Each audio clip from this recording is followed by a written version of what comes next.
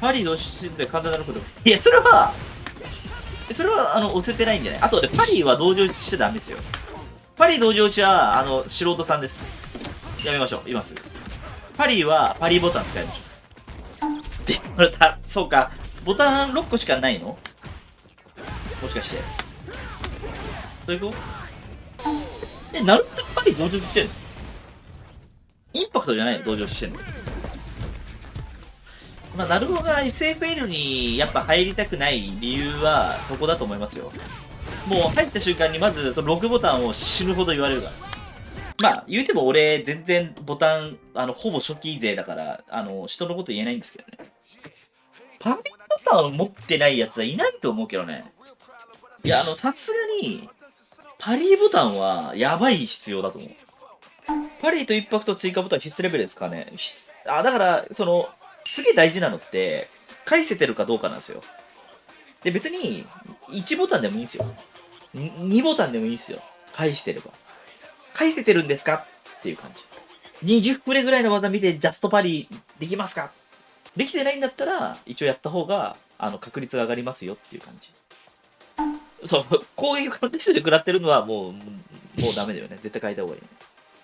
絶対あった方がいいボタンとかも結構あるんだけどね。いや、これね、結構あるのが、パリを同情種で押すのもいいんだけど、だからといってパリボタンがないかっつったらまた別だから。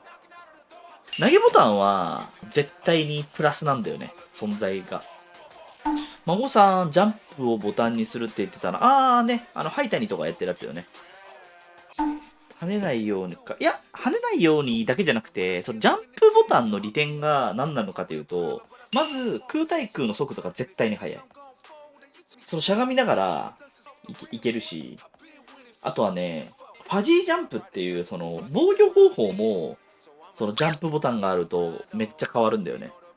とか、インパクトを見てからジャンプするとか、ラッシュを見てからジャンプするっていう行動も、もう絶対にジャンプボタンの方がいい。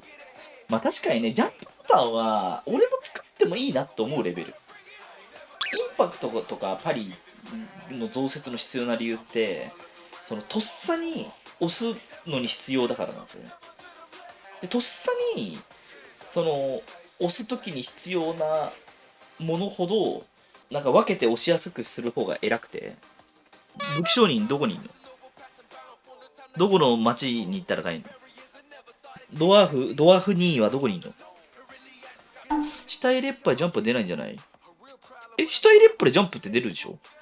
あれニュートラ上になんない？さすがに出ないのか。じゃあ、パジージャンプは横でやんのか。まあけどちょっと評価下がんのか。それはさすがに。登録初見です。登録始めた初心者って、インパクトパリボタンステーションがよく押し間違えちゃう。ボタン入れずに同情しちゃった方がいいのかなと悩んでるんですが、これも慣れた方がいいですか？絶対にインパクトとパリは必要です。より、指を添えてるのが偉いんですよ。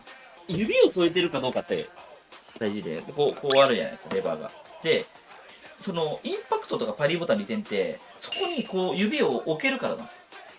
指を置いてない時って、例えば、ここをさ、インパクトだとしてさ、こうしてるとするじゃん。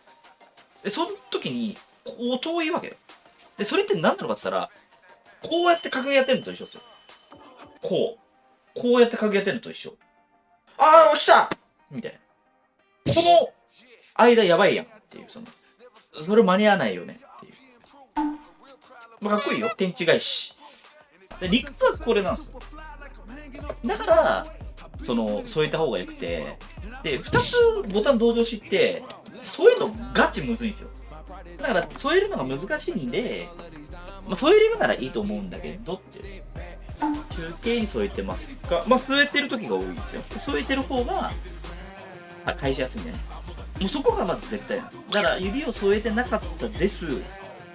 差し返せません。じゃああなた指を添えて今後狙ってみてください。どうですかみたいな感じなんですよ。だから厳密にだから指を添えなくてもいいんですよ。差し返せるなら。別に、こうやってボタンを押して差し返せるなら別に何でもいいんですよ。パリは特に、意識しやすくて、これ中段とか来たら俺パリするよ。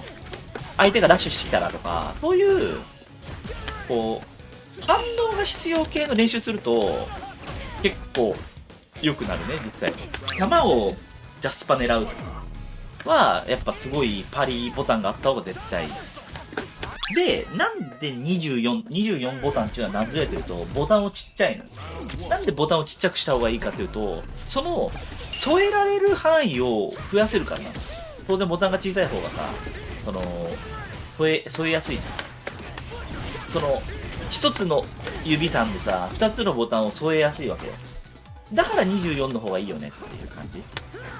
で、僕は、その、インパクトを返せないんですよ。なんでって、いや、なんか、逆ボタンに指を添えてるときに、インパクト来ると、その時に、インパクトボタン指添えてないんで、いや、なんか、無理なんですよねっていうのに対して、じゃあボタン小さくすればいいねや。っていう話なんですよ。ボタン小さくすれば、逆ボタンに指を添えながら、いけるよねっていう。ボタンに添えててインパクト返したいはどうすればいいですか？そこなんですよ。それはまた多分あるのよ。じゃあトレモでできる。トレモでインパクトしか打たせない設定にして、見てたら絶対返せるでしょ？次は目なの。何見てたのってなる。だってトレモでインパクトしか設定しなかった時は返せるんだから、あなた今違うこと見てたよね。別の女性見てたんだっていう。で、それもできないんだったら、何なのかなっていう感じ。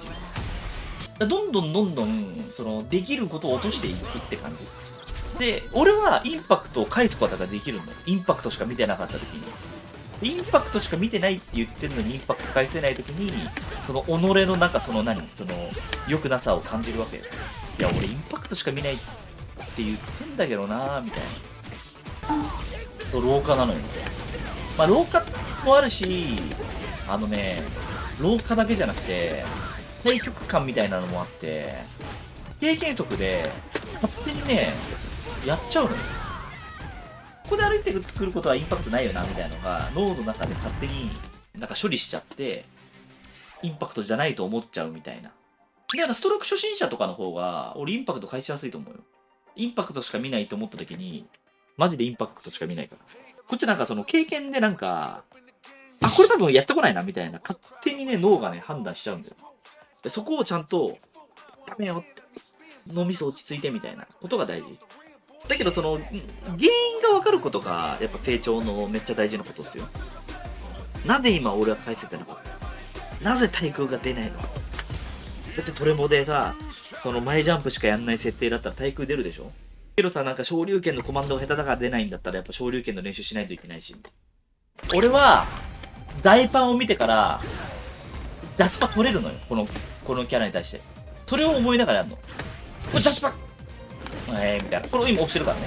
今、ダブル2に対してもパリをしてんの。このゲーム、いや、ジャスパっていうより、後出しじゃんけんなのよ。読み合いしないで取れたら最高だろ？で、これ、後出しで勝つ。押してるから。わかる？押してるのよ。これ見たい？この試合も。今、最後まで押してんの？ちゃんと。配信してなかったら返してた。それだけ、ただ。いろんなさ、要因をね、こう見るわけよ。配信してなかったら多分今の返してる速度だ。押してる。本当に多分ちょっと間に合ってないぐらい。1フレ、2フレ間に合ってないぐらい。あ、ごめん。よくわかんないけど自滅した。